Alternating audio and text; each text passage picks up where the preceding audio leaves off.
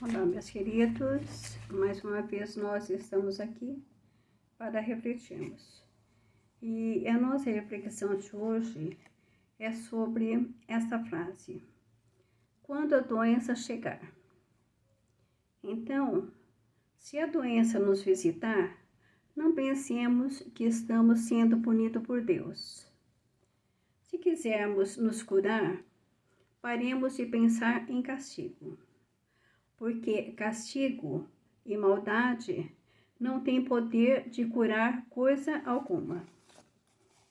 Pensemos na doença como uma professora do nosso aprimoramento espiritual, como alguém que veio nos salvar de um caminho perigoso que nos conduzia e não percebíamos que estávamos prestes a cairmos num precipício.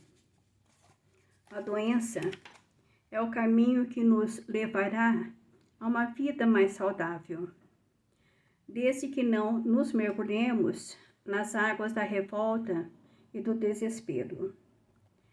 Será que nós achamos que Deus não está interessado na nossa felicidade? A palavra vingança não existe no Código Divino. Deus nos ama, sobretudo quando estamos frágeis e precisamos de ajuda. Qual é o pai amoroso que não faria qualquer coisa para resgatar o filho do precipício? Jesus se apresentou para nós como bom pastor. O pastor que nos conhece e que está disposto a nos salvar da nossa ignorância que nos leva ao sofrimento. Ele nos acompanha atentamente e deseja aproveitar as tempestades que estamos passando para lavar os nossos corações daquilo que nos prejudica, como a tristeza, a mágoa e o medo. Sabemos que os grandes desafios que, quando enfrentamos em revolta, nos proporciona um novo olhar que nos desperta para as coisas essenciais da vida.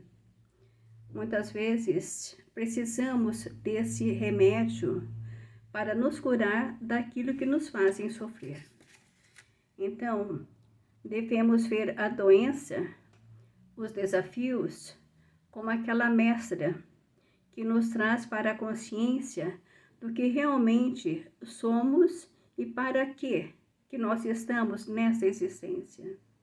Que nós possamos refletir sobre isso e entendermos, que nesse estágio evolutivo que nós nos encontramos, nós ainda necessitamos, do sofrimento, da doença, desses desafios, para o nosso aperfeiçoamento espiritual, Então, devemos sempre aceitar tudo aquilo que nos acontece como um aprendizado, sempre importante para a nossa evolução, porque nada chega até nós se não for necessário para a nossa evolução, para o nosso aprimoramento e para o nosso autoconhecimento.